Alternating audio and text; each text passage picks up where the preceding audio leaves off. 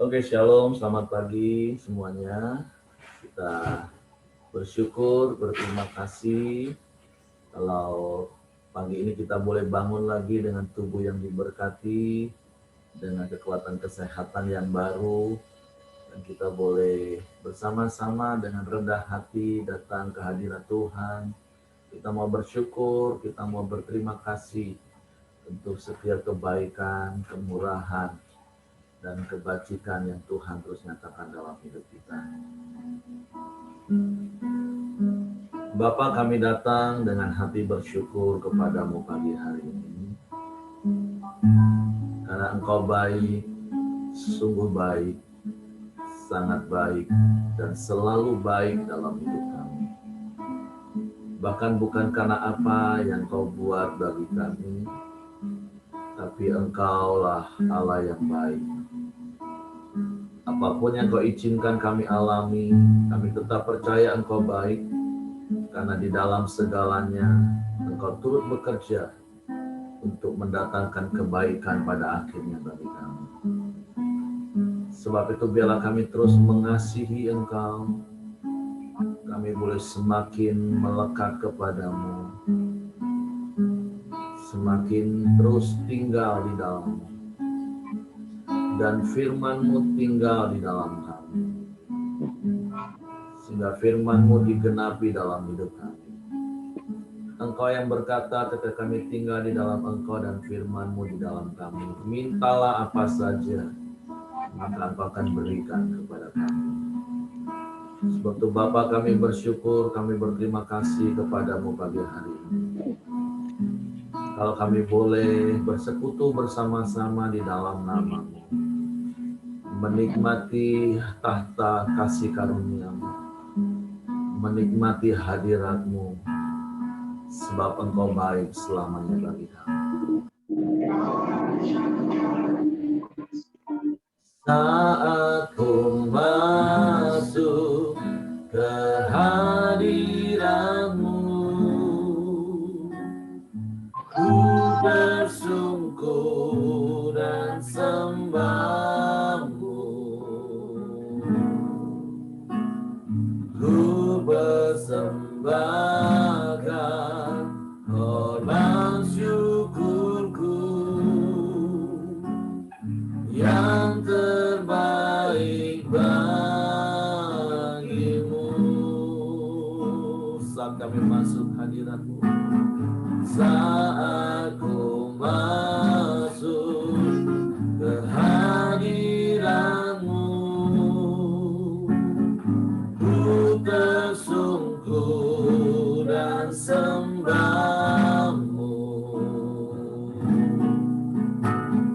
ku persembahkan korban syukurku yang terbaik bagimu. Ku bawa korban syukur ke tempat kudus-Mu Tuhan. Hatiku limpah dengan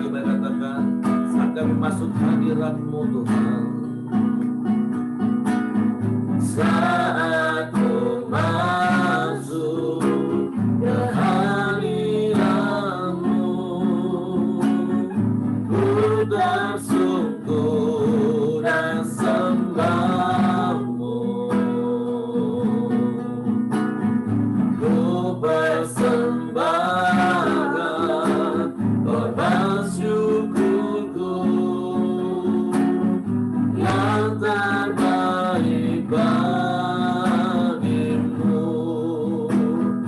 Ku bawa korban syukur ke tempat kudus-Mu Tuhan. Hatiku limpah dengan syukur, sebab Tuhan baik selamanya, selamanya. Ku bawa korban syukur ke tempat kudus-Mu Tuhan. Hatiku limpah dengan syukur, sebab Tuhan berselamanya, selamanya. Ku bawa korban syukur ke tempat kudus-Mu Tuhan. Hatiku limpah dengan syukur, sebab Tuhan baik. Oh, sebab Tuhan baik. Oh, sebab Tuhan baik.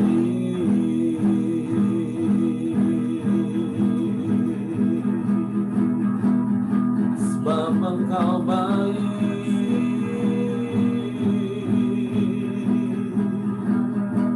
selamanya Engkau baik.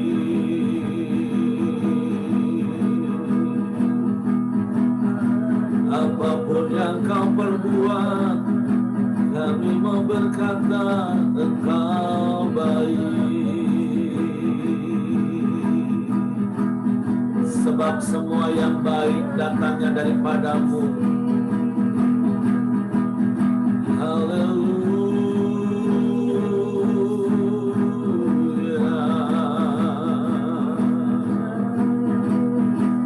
Kami bersyukur.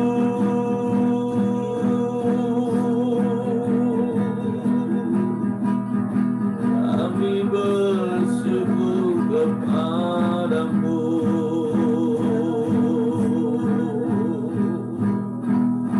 Kami bawa korban syukur di hadirat-Mu Bapa.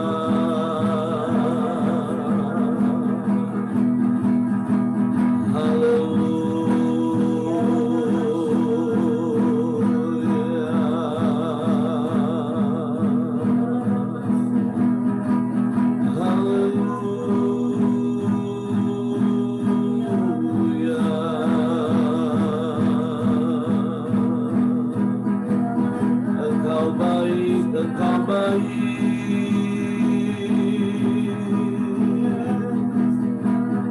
Kau sungguh baik, Kau sangat baik, Kau selalu baik.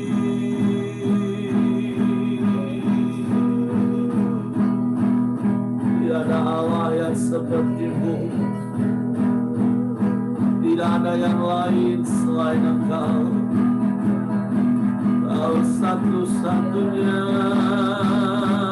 yang ku percaya. Allah satu-satunya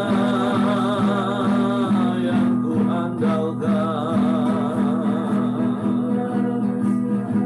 Sebab Kau tak pernah berubah, dulu, sekarang, dan selama-lamanya. Engkau tetap sama Tuhan. karena kuasa-Mu tak pernah berubah.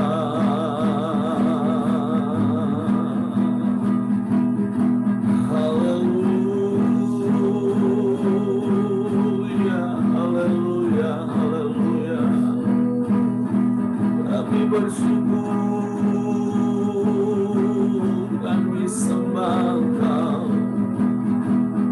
Haleluya.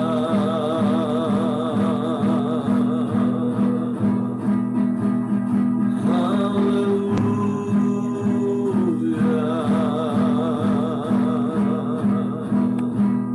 Biarlah kasih-Mu berlimpah-limpah memenuhi hati kami, memenuhi hidup kami, sehingga hati kami terus damai dalam segala keadaan.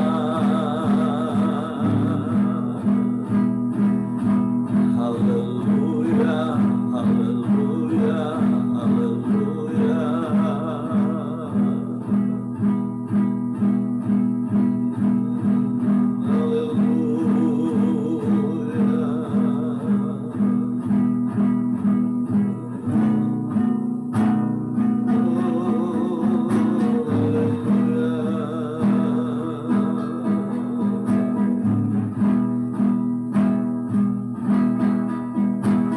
Mengalir kasih dari tempat tinggi, mengalir dari tata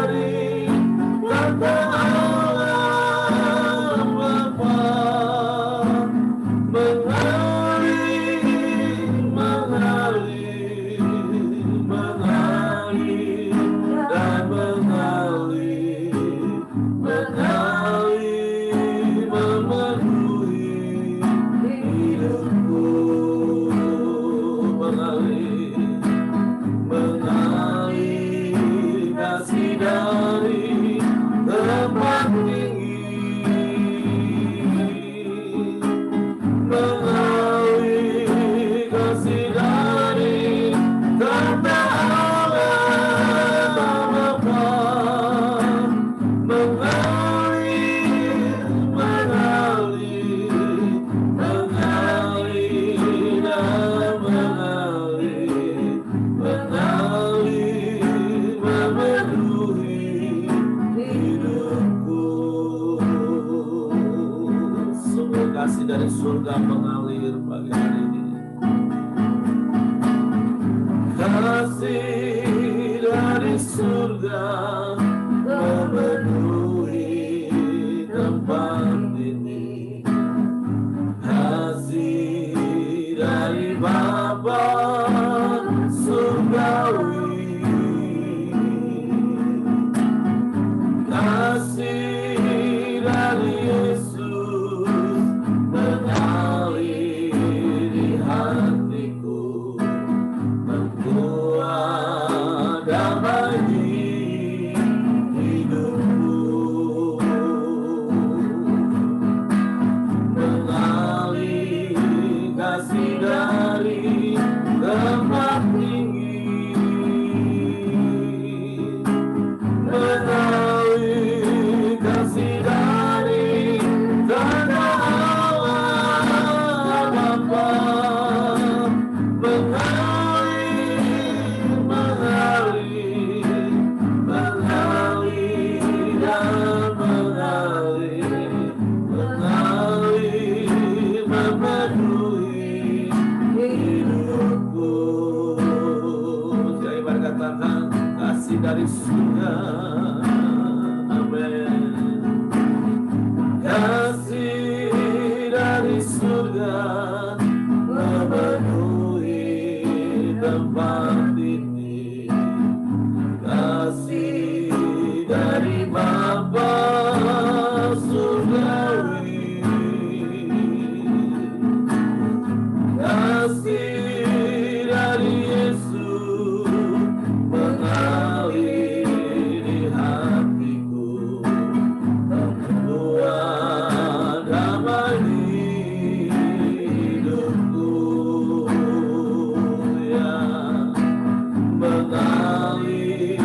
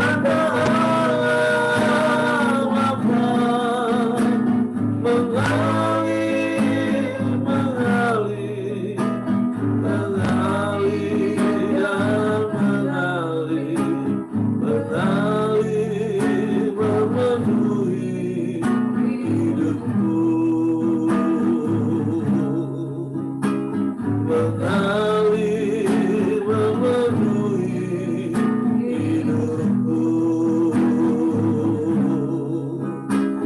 mengalir memenuhi hidupku.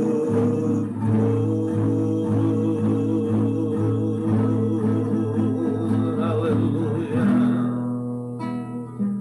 Sungguh kasih-Mu yang memenuhi hidup kami,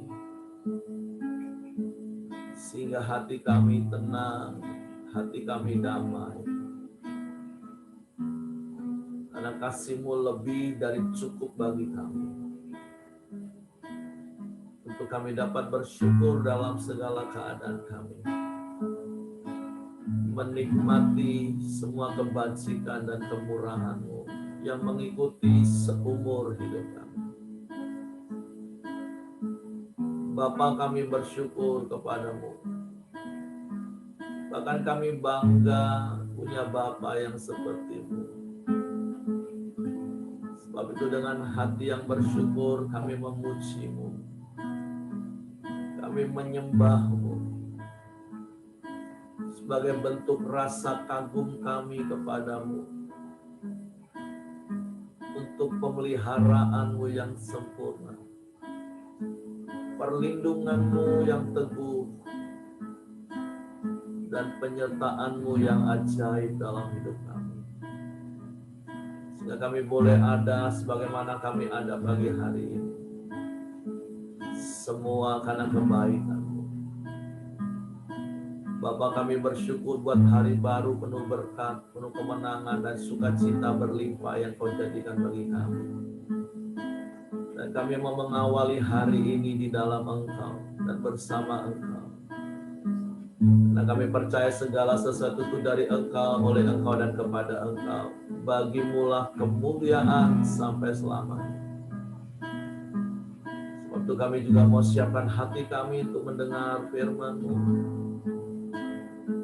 Biar hati kami di tanah yang subur, yang gembur, yang siap ditaburi benih firman-Mu. Roh Kudus, tolong kami untuk mengerti firman-Mu, untuk kami memahami firman-Mu, dan kami percaya firman-Mu, sehingga kami melakukan firman-Mu. Di dalam nama Yesus Tuhan kami mengucap syukur. Haleluya, haleluya, haleluya. Amin. Oke, silakan Pak Santo. Ya, salam, selamat pagi semuanya. Pagi. Ya. Pagi ini kita melanjut sebenarnya dari ayat 23 dan 24 itu dari Matius 11. Nah, ini sebenarnya satu perikop yang sama ya sebenarnya firman-nya. Hanya artinya apa? Fokus daripada pagi ini punya perikop itu adalah di ayat 20. Lalu Yesus mulai mengecam kota-kota yang tidak bertobat. Nah, maksudnya masih sambungan, sekalipun di situ banyak mujizatnya. Sama seperti Korazim ya, Betsaida ya, itu sama. Nah, di Kapernaum ya. Kenapa Kapernaum? Ya, jadi kita mau belajar tentang Kapernaum pagi ini. Ya, di dalam ayat 23, dan engkau Kapernaum, apakah engkau akan dinaikkan sampai ke langit? Tidak, engkau akan diturunkan sampai ke dunia orang mati. Karena jika di Sodom terjadi mujizat yang telah terjadi di tengah-tengah kamu, kota itu tentu masih berdiri sampai hari ini. Tetapi berkata padamu, pada hari penghakiman tanggungan negeri Sodom akan lebih ringan daripada tanggunganmu. Saya mau mengajak teman-teman membaca satu versi yang lebih menarik, itu versi mudah baca dari Alkitab. Nah, saya akan bacakan supaya kita lebih bisa menangkapnya. Dan engkau, Kapernaum, apakah engkau akan diangkat ke surga? Tidak. Engkau akan dibuang ke dalam kerajaan maut. Aku telah melakukan banyak mujizat bagimu. Jika mujizat-mujizat itu terjadi di Sodom, mereka akan bertobat dan kota itu akan ada sampai sekarang. Aku berkata kepadamu, apabila penghakiman datang, hukumanmu jauh lebih buruk daripada Sodom. Nah, kita melihat ya kenapa Kapernaum ini saya coba membaca beberapa referensi daripada tentang Kapernaum. Ternyata Kapernaum itu banyak sekali mujizat yang Tuhan Yesus lakukan ya. Anak perempuan Jairus, kepala rumah ibadat yang telah mati, ia dibangkitkan di daerah di sini ya. Tercatat di dalam Markus 5:22, Lukas 8:41. Yesus melepaskan orang yang kerasukan setan di sinagog juga di sini ya, di dalam Markus 1:21-28. Orang lumpuh yang diturunkan dari atap dan sembuh juga terjadi di kota ini. Jadi orang lumpuh berarti yang rame-rame 4 orang turunkan itu ya. Itu juga di kota ini, di dalam Markus 2 ayat 1-12. Ia membuat 4 murid menangkap ikan dengan cara ajaib juga di sini. Dan Yesus juga menyediakan uang 4 dirham dalam mulut ikan untuk pajak yang harus dibayar juga di sini ya. Di dalam Matius 17 ayat 22, 24-27. Ia menyembuhkan hamba seorang panglima Romawi yang lumpuh ya, juga di sini Matius 8 ayat 5-13. Dan ia menyembuhkan seorang pegawai istana Raja Herod Antipas. Ya juga di sini di Kapernaum, Yohanes 4. Nah, ia menyembuhkan seorang pegawai istana itu kan juga luar biasa ceritanya ya. Nah, yang satu lagi adalah ia menyembuhkan ibu mertua Petrus ya yang sakit demam ya waktu itu katanya. Sekarang mungkin sudah dibilang COVID kali. Juga di sini. Terus Yesus kemungkinan besar tinggal di sini. Tinggal di Kapernaum. Karena kalau kita lihat setiap dia juga banyak pelayanan, ujung-ujungnya ke Kapernaum. Nah, di dalam Matius 4 ayat 13, ia meninggalkan Nazaret dan diam di Kapernaum, di tepi danau di daerah Zebulan dan Naftali. Nah, dan sebagian besar murid-murid ya itu tinggal di sini. Tinggal di sini. Andreas, Petrus semua tinggal di sini. Nah, kenapa Kapernaum itu bahwa kota itu akan berdiri sampai sekarang. Nah, kalau kita melihat Kapernaum sekarang nih, ya Pak Heri mungkin bisa share. Pak Heri ada fotonya waktu di Kapernaum kan saya lihat. Itu memang tidak ada apa-apa di situ loh. Tinggal puing-puing aja, nggak ada dibangun apa-apa. Hanya ada sedikit bangunan yang agak untuk foto, oke lah spot foto, tapi nggak ada apa-apa. Tempat berziarah aja di Kapernaum ini. Jadi tidak ada apa-apa memang di daerah Kapernaum ini. Ya, kalau Bapak Ibu nanti ada kesempatan bisa ke sana, lihatlah Kapernaum itu. Tinggal tiang-tiang tinggi, nggak ada bangunan-bangunan yang eksotik, hanya tempat ziarah aja gitu loh. Tempat-tempat untuk pelancong, ya tidak terjadi apa-apa di kota ini. Hancur semua, termasuk Sodom juga nggak ada. Ya, nah, terus Yesus tuh ngomong begini, jika mujizat-mujizat itu terjadi di Sodom, jika terjadi di Sodom, ya ada apa Iri fotonya Pak? Biar teman-teman bisa merefleksikan kenapa Kapernaum ini gitu. Gak ada apa-apa kan? Tiang-tiang yang sisa-sisa tiang aja itu. Share screen ada.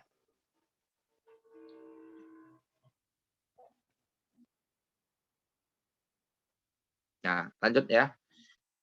Jadi Yesus membandingkan seandainya, nah, misal-misalnya lah, ya dak. Nah, di Sodom itu terjadi mujizat yang seperti saya sebutkan tadi, itu kan banyak sekali kan. Mereka akan bertobat mungkin, ya. Tapi sini kan Yesus. Nah, yang satu lagi Pak, ada yang tiang-tiang,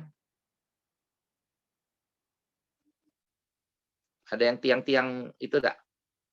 Daerah konon katanya itu rumah mertua Petrus tuh nah.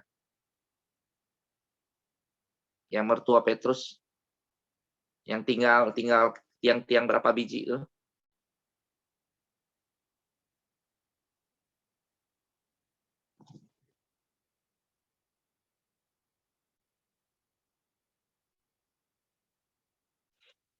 Nah, tinggal tiang-tiang ini. Ini sinagoganya. Nah, Ya, fotonya saya geserin untuk rumah ibu mertua Petrus ya. ya. Nah, Jadi ibu mertua Petrus itu nggak ada bangunan, hanya ada kayak semacam dasar bangunan aja yang tinggal ini di sekarang ini. bawah gereja ini, di bawah kaca ini rumah Ya, ibu mertua Petrus. ya. Nah, artinya waktu ada tiang-tiang yang tinggal gitu loh, ya. Nah, jadi di sini mujizat itu bukan menjadi sebuah ukuran untuk setiap orang-orang itu bisa bertahan gitu loh. Tetapi eh, kalau kita menjadi murid Kristus yang sungguh-sungguh, ya lewat dimuridkan dan memuridkan saya kemarin tulis, itu akan membuat kita semakin hari semakin bertumbuh di dalam Tuhan. Jadi seperti Yesus sampai membandingkan betapa yang Sodom itu begitu tidak ada mujizat apa-apa, bahkan hancur kota Sodom itu dibandingkan dengan Kapernaum gitu loh. Yang dimana konon Yesus membuat banyak mujizat dan tempat tinggalnya di Kapernaum ini. Ya, nah teman-teman, saya mau ingatkan hari ini kita belajar bahwa mujizat-mujizat yang kita terima, bersyukurlah kita bisa sembuh. Seperti Hengki hari ini saya melihat itu sangat jauh dari kemarin dan sepertinya dia juga siap-siap untuk pulang, Hengki. Mana Hengki di sini? Siap-siap untuk pulang hari ini. Kita akan sambut brother kita tuh dengan penuh sukacita tentunya. Nah, mujizat terjadi. Ada kesembuhan, ada kelepasan. Bahkan ya hari-hari ini kita melihat begitu banyak peristiwa yang terjadi. Nah, Tuhan izinkan supaya kita mencari Dia, sungguh-sungguh mencari Dia. Jadi mujizat jangan sebuah ukuran. Di samping itu kita harus maju terus, ya, bertobat, ya. Nah dari sini juga di daerah Kapernaum ini kita kalau melihat dari ayat Alkitab Matius 4 ini dalam ayat 17, sejak waktu itulah Yesus memberitakan. Berarti dari Kapernaum inilah dia memberitakan, bertobatlah sebab kerajaan Allah sudah dekat. Nah dari sini juga dia mulai mengajar tentang kerajaan Allah. Jadi fokus daripada Yesus selama 3,5 tahun ini, dia fokusnya hanya satu, Bapak Ibu, yaitu memberitakan kerajaan Allah. Dan menyerukan bertobatlah, sebab kerajaan Allah sudah dekat. Jadi kita juga wajib memberitakan tentang kerajaan Allah, kerajaan sorga, ya, di mana Yesus adalah sebagai rajanya. Dia bukan hanya raja, tapi dia Tuhan. Ya, dia juru selamat, raja dan Tuhan buat kita. Nah, jadi saya mau ngajak teman-teman kita praktek, ya. Saya senang setiap firman yang saya baca, saya coba aplikasikan di dalam hidup saya, mempraktekannya. Nah, kita menyampaikan kabar baik, memberitakan kerajaan Allah kepada orang-orang yang belum hidup dalam kerajaan Allah, yang belum ya maksudnya, berarti sudah menerima kerajaan Allah, tapi belum hidup dalam kerajaan Allah. Ada kan golongan ini. Tetapi ada satu yang masih belum percaya. Ya, di sini ada brother Johan di sini. Ini brother saya, Aheng tentunya. Ya, kami juga punya rencana ya untuk singkut itu ya masih gelap di sana. Terutama orang Chinese sana belum percaya, masih di tempat yang gelap. Nah, adakah hati kita untuk memberitakan kerajaan Allah di sana? Nah, tentu kita mau ambil tanggung jawab bersama. Jikalau kita hari ini sudah mendengar firman, ya, bagaimana supaya kita bisa bertobat, kita juga harus memberitakan kerajaan Allah dimanapun kita berada. Ya, salah satu tempat yang kami lagi diskusikan dan kami sudah doakan ya, sudah berbulan-bulan ini sebenarnya bukan terjadi begitu saja ya, Brother Aheng atau Brother, bukan terjadi begitu saja. Saya sudah lama mendoakan singkut ini gitu loh. Nah, tapi Tuhan sudah buka jalan buat Brother Johan, buat brother kita di sana untuk mengambil tentunya bersama-sama ya kita ya, karena di dalam persekutuan kita ini itu multi ya, pemimpin majemuk. Nah, boleh juga nanti siapa yang Cili itu tuh boleh diajak ke sini supaya kita belajar dulu, berkoram dio pagi dulu bersama-sama. Sehingga kerajaan Allah dapat kita dudukkan di singkut supaya kerajaan setan bisa dikalahkan. Nah, itu hanya tujuan kita, Bapak Ibu di sini. Bungo memang melihat bagaimana potensi anak-anak yang di sana, anak muda. Kita berharap bisa bangkit anak-anak di sana, pemuda remaja, dan juga pemuda-pemuda yang di sana yang sudah profesional di sana, itu sangat efektif menurut saya kalau dipakai untuk penjangkauan jiwa. Nah, kita mulai, teman-teman doakan kami, singkut ya, saya sudah pernah masukkan toh pokok doanya untuk singkut. Nah, hari-hari ini kita udah melihat Tuhan kirim orang-orang yang punya hati ya, seperti Brother Hendra di sini. Ada satu lagi Cili, nanti bisa join di sini. Kita mau melihat kemuliaan Tuhan juga ada di kota Singkut. Demikian mungkin ya. Dan buat kita Brother Yosia di Simpang Niam juga kita akan mendudukan kerajaan Allah di situ. Kita ada satu orang namanya Asun. Ya, Asun ini dari Medan sana. Cina Medan, tapi lumayan di sana.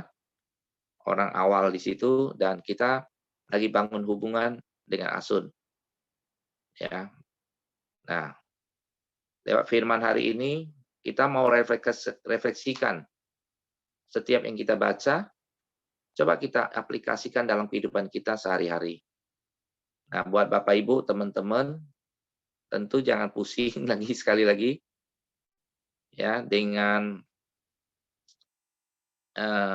apa yang Bapak Ibu bisa kerjakan, lakukan di tempat Bapak Ibu, lakukanlah dengan penuh tanggung jawab ya.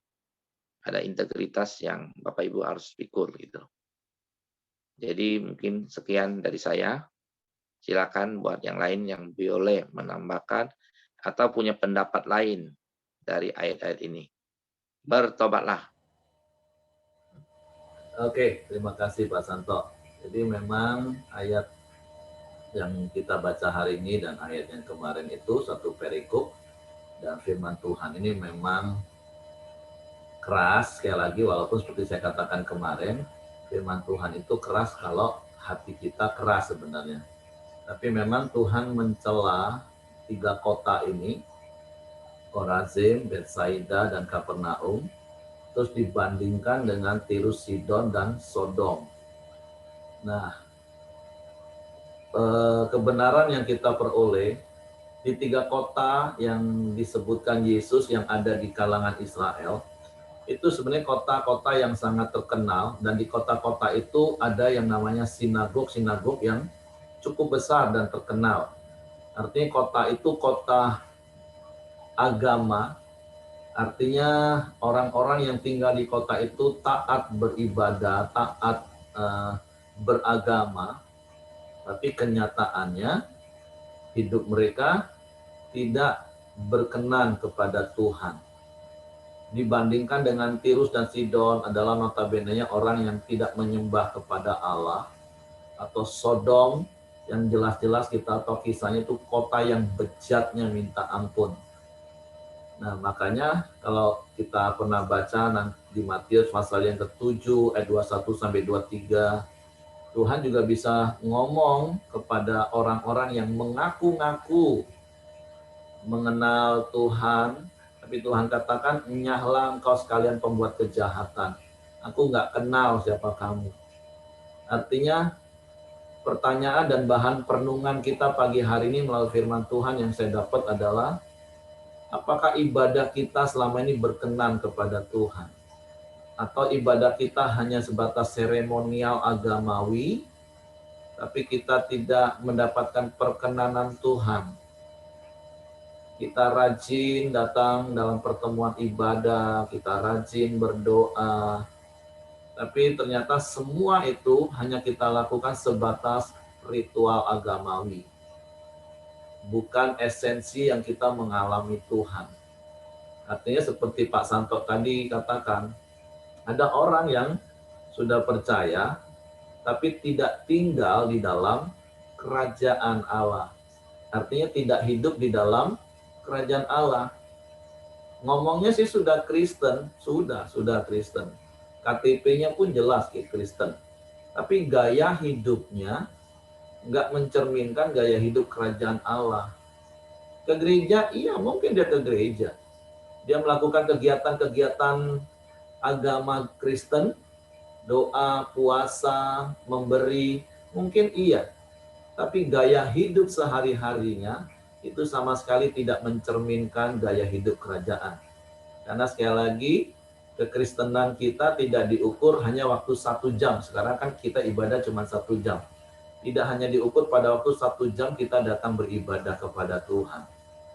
Yang maaf, ya saya berharap sih teman-teman yang ada pagi hari di Korangdeo nggak seperti apa yang akan saya sebutkan. Gereja semua pakai topeng, sepertinya kudus, sepertinya lemah lembut, sepertinya jujur. Tapi begitu di luar di gereja, seperti apa kita dikenal? Apakah kita tetap dikenal sebagai orang yang lemah lembut? Apakah kita dikenal sebagai orang yang sabar? Apakah kita dikenal sebagai orang yang murah hati? Apakah kita dikenal sebagai orang yang jujur? Ya pokoknya praktek nilai-nilai kerajaan Allah. Nah, hari ini yuk kita bertobat kalau memang kita masih diingatkan Tuhan bahwa kekristenan kita ini masih seperti Korazim, Betsaida, bahkan seperti Kapernaum. Yang saya katakan tadi, kota-kota yang paling suka dikunjungin oleh Yesus. Karena di situ ada sinagog di mana Yesus bisa ngajar. Kan contoh satu kota lagi yang Yesus sering kunjungi itu adalah Betania. Di situ ada keluarga Lazarus, Maria dan Marta. Yesus kan selalu keliling-keliling hanya di daerah Israel. Makanya seperti yang kemarin saya katakan, waktu perempuan Sirofenisia dari Tirus dan Sidon datang, Yesus ngomong, enggak, aku diutus untuk domba di kalangan Israel. Karena memang rute perjalanan Yesus hanya di daerah-daerah Israel. Tentu Bapak Ibu yang sudah pernah ke Israel tahu daerah-daerah itu. Hanya mutar-mutar di situ. Kita aja kadang bingung naik bis dibawa tour guide ke sana ke sini. Ternyata daerah itu dekat-dekat aja semua sih. Satu daerah. Ya kecuali ke Bethlehem itu agak jauh. Atau ke Jericho itu agak jauh. Tapi kota yang sering-sering Yesus kunjungi itu ya Kapernaum, Betania, Betsaida, Korazim, itu daerah-daerah putar-putaran situ. Nah, makanya kenapa Yesus menegur dengan keras, karena itu tadi, dibandingkan dengan kota, perbandingannya itu antara langit dan bumi sebenarnya.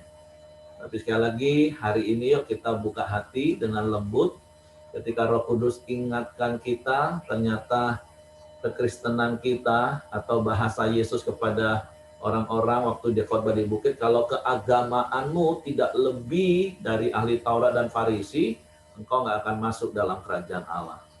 Tapi Tapi biarlah pagi hari ini, seperti yang Pak Santo tadi katakan, bukan cuma kita mau memenangkan orang yang ngakunya sudah Kristen tapi nggak hidup dalam kerajaan Allah, makanya harus dimulai dari kita hidup di dalam gaya hidup kerajaan Allah, nilai-nilai kerajaan Allah. Oke, itu saja yang mau saya tambahkan. Mungkin Bapak Ibu yang lain juga boleh sharing, boleh sampaikan sesuatu apa yang didapat dari ayat ini. Mungkin Tuhan tegur kita, atau mungkin Tuhan ingatkan kita, ya bertobatlah seperti Pak Santo tadi di kalimat terakhir, bertobatlah. Karena setiap hari kita harus bertobat ketika Tuhan ingatkan kita.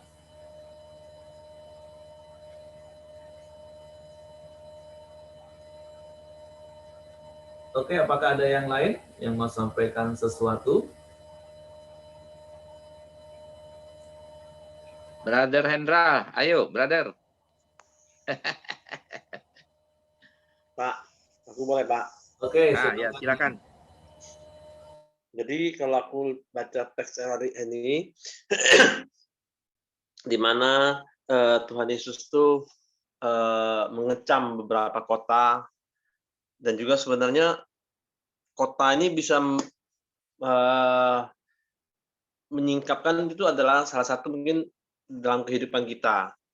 Kita tuh mungkin dulu sudah pernah menerima mujizat Tuhan, dulu sudah pernah diberkati Tuhan, dan juga dulu kita sudah pernah mengenal Tuhan. Tapi berjalannya waktu tuh kita tuh cuman ikut Tuhan tuh cuman segitu-gitu aja. Kayaknya tidak benar-benar sungguh-sungguh gitu loh. Sungguh-sungguh mengikuti Tuhan.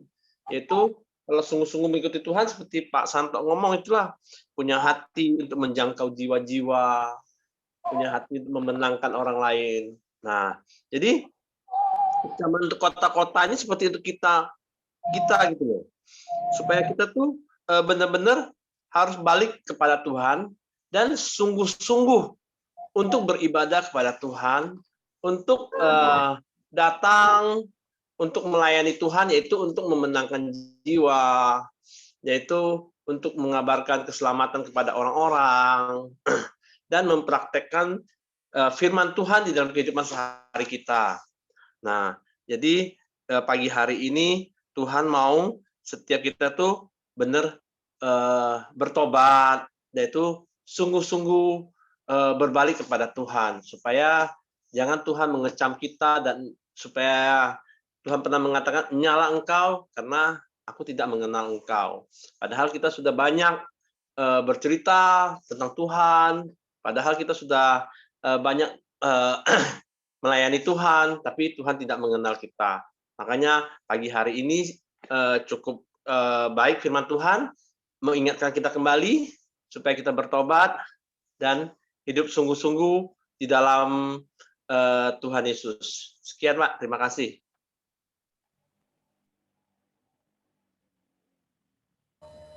Oke, Kok Daniel tadi mau sampaikan sesuatu?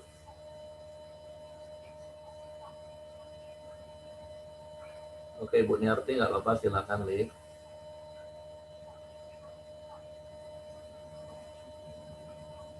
Suaranya di-unmute dulu, Kok Daniel.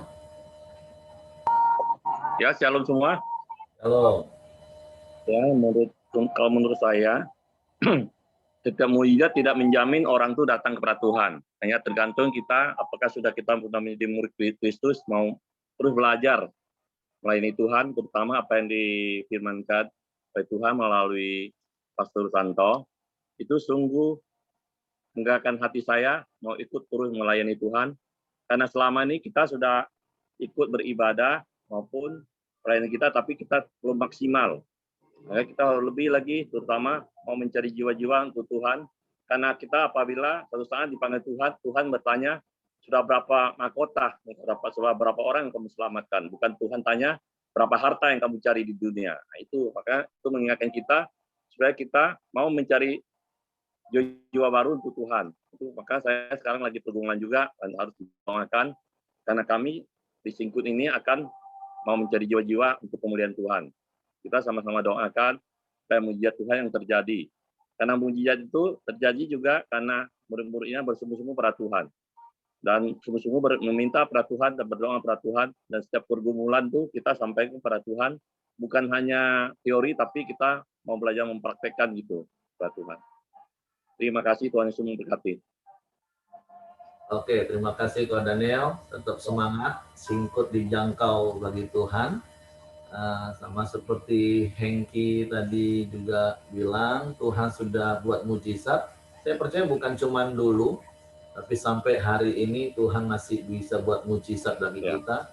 Karena seperti Pak Ayung pernah katakan, Tuhan itu suka buat mujizat sesungguhnya.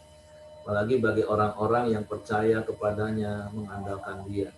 Nah, tapi di tengah-tengah mujizat dan berkat yang Tuhan beri, jangan sampai itu membuat kita terjebak di zona nyaman, sehingga kekristenan kita hanya fokus pada diri kita, enggak fokus kepada kehendak Bapa, yaitu jiwa-jiwa. Oleh sebab itu, yuk saya mendorong bukan cuman Singkut, Ko Daniel dan tim yang akan menjangkau orang-orang yang ada di Singkut, tapi setiap kita yang ada pagi hari ini. Kita berdoa, kita minta Tuhan, setiap hari Tuhan pertemukan kita dengan orang-orang yang membutuhkan kasih Tuhan. Supaya sekali lagi, kekristenan kita bukan hanya sebatas agamawi, ritual-ritual agama, tapi kita benar-benar punya kasih Bapa, sehingga kita dikenal. Oke, Pak Yosia atau Pak Santo mau ngomong duluan? Ya, Pak Yosia. Oke, Pak Yosia silakan. Jadi saya kan bertanya-tanya ya, sebenarnya apa yang salah dengan Kapernaum ya? Jadi kalau kita pernah di Kapernaum, kita tahu bahwa Kapernaum itu kota yang daerah nelayan ya. Nah, daerah nelayan itu kalau asumsi kita di situ Bait Allah itu gedungnya warnanya putih ya. Kalau kita tahu bahwa gedung putih itu batu-batunya itu bukan dari daerah Kapernaum, tapi daerah yang cukup jauh. Dan kalau kita lihat dari secara sejarahnya memang itu gereja yang mewah begitu ya. Nah, sebenarnya karena saya pernah tinggal di daerah-daerah pantai karena ayah saya dulu seorang tentara marinir, jadi kami pernah tinggal di Belitung, pernah tinggal di Pulau Natuna, pernah tinggal di daerah Tanjung Pinang begitu ya. Yang saya lihat bahwa kalau daerah-daerah nelayan, mungkin Pak Timur juga tinggal di daerah Bangka ya, itu sebenarnya kalau orang-orang nelayan itu mudah sekali mereka untuk cari duit ya. Mereka kalau nangkap ikan itu sehari itu untuk dapat 1 juta, 2 juta itu hal yang mudah gitu loh ya. Nah, kalau kita bandingkan dengan pekerjaan seorang petani itu untuk dapatkan 100.000 aja sehari itu susah sekali ya. Bahkan selalu ada resiko kalau mereka menanam tanaman, hasilnya, panennya itu bisa gagal begitu ya. Nah, tapi satu hal yang menarik bahwa anak-anak dari tingkat pendidikan dari anak-anak orang tuanya bekerja sebagai petani itu jauh lebih tinggi. Jauh lebih banyak mereka yang terdidik dibandingkan anak-anak dari nelayan. Kalau anak-anak nelayan itu mungkin karena mereka terlalu muda ya untuk mendapatkan penghasilan, sehingga ujung-ujungnya paling-paling mereka cuma jadi penyeludup aja begitu ya. Karena kalau kita tinggal di daerah-daerah sana itu yang jadi ukuran mereka banyak duit itu ya penyeludup itu begitu ya. Nah, jadi saya melihat begini, Kapernaum ini yang salah mungkin begitu banyak mujizat dilakukan, tapi mereka nggak percaya. Mungkin ya karena mereka lebih mengandalkan uang mereka. Mereka lebih mengandalkan kepada apa yang mereka miliki. Itu yang membuat hati mereka terikat sekali dengan harta-harta mereka itu. Ya, nah bahkan kalau kita lihat di ayat berikutnya di Matius 11 ayat 25 dikatakan, pada waktu itu aku berkata, Yesus, aku bersyukur kepadamu Bapa, Tuhan langit bumi, karena semua itu engkau sembunyikan bagi orang bijak dan orang pandai. Tetapi engkau nyatakan itu kepada orang kecil. Ya, jadi kalau kita melihat bagaimana pelayanan Tuhan Yesus, ya Tuhan itu lebih banyak menjangkau kepada orang-orang janda-janda, orang yang kerasukan setan, terus pemungut cukai. Justru orang-orang yang agamawi itu menolak Yesus. Jadi saya melihat begini, sebenarnya memang masalah Tuhan izinkan ya supaya kita punya pengharapan, kita punya mau datang kepada Tuhan. Ya, jadi memang ada masalah seperti COVID, seperti ada masalah seseorang dengan keluarganya, itu adalah kesempatan kita untuk memberitakan kerajaan surga. Ya, kadang memang sulit ya. Kalau orang yang nggak punya masalah, orang yang merasa dirinya aman-aman aja nggak punya problem, kalau kita beritakan kabar baik memang sulit sekali begitu loh ya. Nah sama juga dengan Kapernaum. Kan saya pikir apa yang salah dengan Kapernaum ini ya? Begitu banyak dia melihat mujizat, begitu banyak.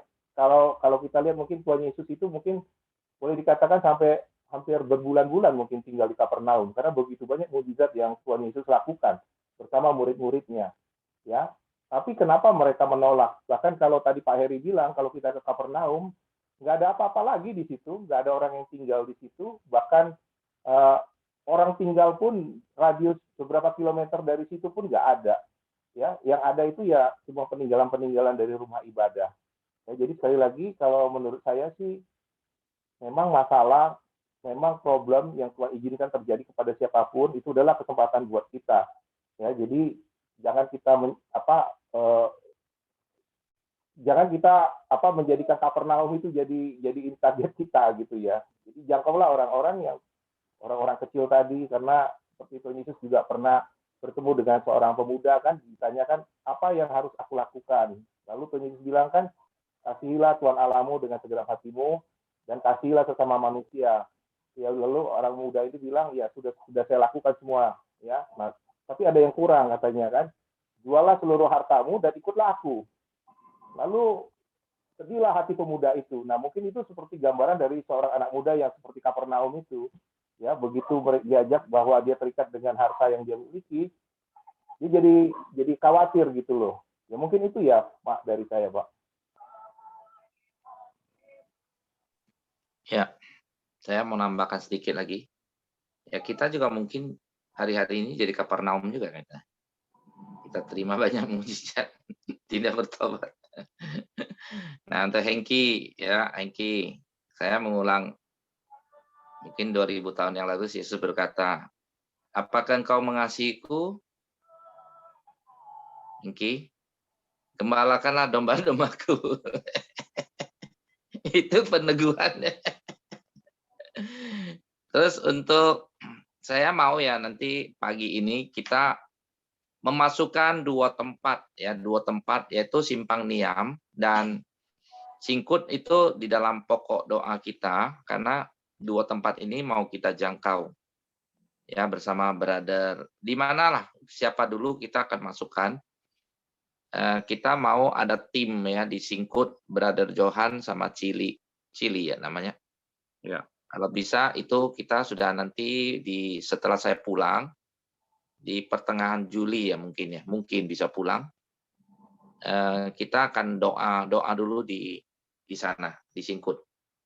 Jadi mulai ya dibangun hubungan lah dengan teman-teman Singkut itu ya terutama sebelah tetangga kita Asin itu kan ya bisa ngobrol-ngobrol dulu nanti ya 2-3 kakak kita kumpul lah untuk doa dan buat di Zoom ini kita mau doakan juga dua tempat ini ya.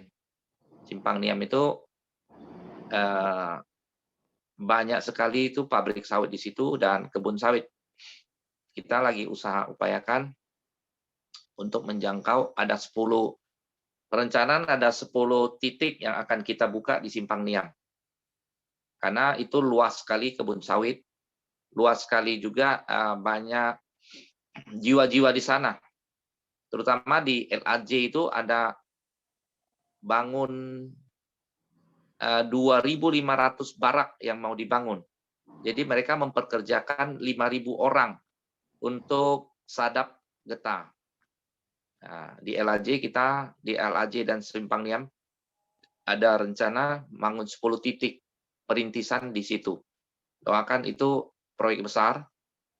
Di Singkut juga proyek besar ya. Kita kembangkanlah kerajaan Allah. Ya, lewat mujizat boleh. Itu salah satu dari mujizat. Pintu masuknya lewat mujizat sih. Hanya pintu masuk ya mujizat ya, bukan yang lain-lain. jangan maksudnya dibesar-besarkan mujizat itu. Tapi salah satu pintunya. Ya, demikian. Yang lain-lain semua. Oke, jadi kita tambahkan pokok doa kita yang ada. Pokok doa yang ada, kita terus berdoa untuk Hengki supaya pulih dengan sempurna, dan kalau Tuhan izinkan hari ini atau besok sudah boleh pulang. Dua, kita juga berdoa untuk Yung Christian supaya mendapatkan pekerjaan sebagai pilot di maskapai. Nah, dan kita tambahkan pokok doa kita untuk Singkut dan Simpang Niam. Nanti Ibu Ros boleh berdoa untuk pokok-pokok doa ini. Terus nanti Pak Yosia akan pimpin doa Bapa kami sekaligus untuk menutup di dalam doa. Apakah Ibu Ros bisa memonitor? Mungkin Ibu Ros. Ya, Pak. Ya, Ibu Ros pimpin doa untuk 4 pokok doa yang saya sebutkan tadi, yaitu pertama untuk Hengki dan keluarganya supaya Tuhan pulihkan dengan sempurna kesehatannya. Terus untuk Buyung. Dan kemudian kita berdoa pagi hari ini tambahnya untuk Singkut dan Simpang Niam untuk perintisan yang sedang dibangun bersama dengan Pak Yosia di Simpang Niam dan Ko Daniel yang ada di Singkut. Oke, setelah Ibu Ros nanti Pak Yosia langsung tutup dalam doa sekaligus doa Bapa kami ya. Silakan Ceros.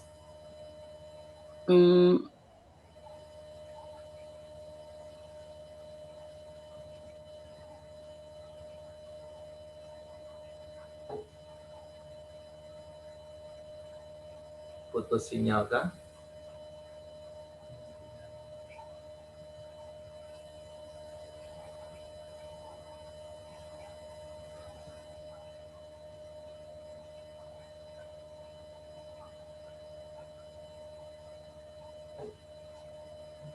Halo Ceros.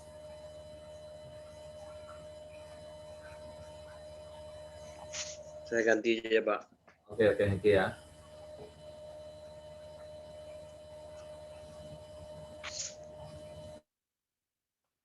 Ayo, kita masuk, kita satu hati, kita sepakat, kita masuk dalam doa pagi hari kita. Bapak yang baik, kami sangat bersyukur kepadamu ya Tuhan. Kami percaya, kami mau Tuhan, hidup sungguh-sungguh di dalam Engkau ya Tuhan. Kami tidak mau seperti kota Kapernaum, tapi kami mau diberkati seperti kota-kota yang lain ya Tuhan. Bapak yang baik, kami sangat bersyukur kepadamu, dan di pagi hari ini juga Tuhan, di mana hamba-Mu sudah lebih baik dan sangat baik, karena pemeliharaan Tuhan dan penyertaan Tuhan, karena Tuhan selalu ada, Tuhan yang selalu memberkati hidup hamba-Mu ini ya Tuhan. Terima kasih, hamba bersyukur kepadamu ya Tuhan, biarlah tes hari ini memberikan yang terbaik ya Tuhan, hasilnya ya Tuhan, sehingga hamba-Mu bisa pulang. Terima kasih. Kami juga berdoa sepakat buat anak Ibu Linda Yeheskil Tuhan, yang dimana emosinya tidak stabil ya Bapa. Kami percaya, kami berdoa Tuhan, biarlah hatinya terus dipulihkan. Hatinya Tuhan, hati kepahitannya Tuhan terus dihapus ya Tuhan. Dan juga setiap trauma-trauma masa lalu Tuhan, kami angkat, kami buang di dalam nama Tuhan Yesus ya Tuhan. Biarlah roh Tuhan yang terus ada di dalam hidupnya ya Tuhan, membaharui hidupnya, dan juga hidupnya bisa dimenangkan di dalam nama Tuhan Yesus ya Bapa. Kami serahkan anak Ibu Linda ini ke bawah tangan kuasa-Mu ya Tuhan. Dan juga keluarga Ibu Linda ini ke bawah tangan kuasa-Mu ya Bapa. Terima kasih. Kami juga berdoa buat saudara kami Buyung Christian ya Tuhan. Biarlah Tuhan terus buka jalan, memberikan pekerjaan yang terbaik, yang sesuai dengan profesinya, yaitu di maskapai penerbangan ya Tuhan. Tuhan, biarlah Tuhan terus memberkati Buyung Christian Tuhan. Tuhan memberikan dia yang terbaik ya Bapa. Terima kasih, dan juga Tuhan berkati keluarga besar Buyung Christian ya Tuhan. Kami juga berdoa buat daerah Singkut dan Simpang Niam ya Tuhan, di mana di tempat ini Tuhan akan dibangun kerajaan Allah ya Tuhan. Biarlah kami berdoa di dalam nama Tuhan Yesus, tempat ini akan dimenangkan ya Bapa. Terima kasih, kami juga berdoa untuk Ko Aheng, biarlah Tuhan pakai Ko Aheng untuk memenangkan Singkut ya Tuhan. Dan juga Tuhan pakai Pak Yosia untuk memenangkan Simpang Niam ya Tuhan. Terima kasih, Engkau memberkati hamba-hambamu ini Tuhan, Engkau utus hamba-hambamu ini Tuhan untuk memenangkan di mana kota-kota dan kerajaan yang akan ditegakkan ya Bapa. Terima kasih ya Tuhan, kami juga serahkan bangsa kami Indonesia ke bawah tangan kuasa-Mu. Kami tahu Tuhan, di mana akhir ini Tuhan, pandemi merajalela atas bangsa kami ya Tuhan. Banyak orang yang terpapar ya Tuhan. Biarlah kami berdoa Tuhan, biarlah kuasa kesembuhan dan mukjizat-Mu terjadi Tuhan, kepada orang-orang yang terpapar ya Tuhan. Biarlah mereka disembuhkan di dalam nama Tuhan Yesus. Dan juga mereka mengalami Engkau ya Tuhan. Terima kasih ya Tuhan, kami percaya pemerintahan bangsa kami Indonesia ini Tuhan bisa mengatasi situasi yang mencekam ini ya Bapa. Kami tahu Tuhan, kami serahkan bangsa kami Indonesia ke bawah tangan kuasa-Mu ya Bapa. Terima kasih ya Tuhan, kami serahkan doa berikutnya ke bawah tangan kuasa-Mu ya Tuhan. Bapa di dalam surga, kami bersyukur untuk radio kami pada pagi hari ini. Kami percaya Tuhan hadir bersama-sama dengan kami. Tuhan, setiap pekerjaan kami, Tuhan yang memulihkan setiap kami yang sakit, Tuhan yang memberikan kekuatan kepada kami dalam menghadapi pandemi-pandemi yang ada sekarang ini ya Bapa. Berkati juga pemerintahan kami, petugas-petugas kesehatan yang berjuang untuk melawan wabah yang sedang merambah di daerah kami ya Bapa. Bapa di dalam surga, kami butuh mujizat-Mu ya Bapa untuk membuka pelayanan-pelayanan di dua tempat ini ya Bapa. Kami butuh kasih karunia-Mu.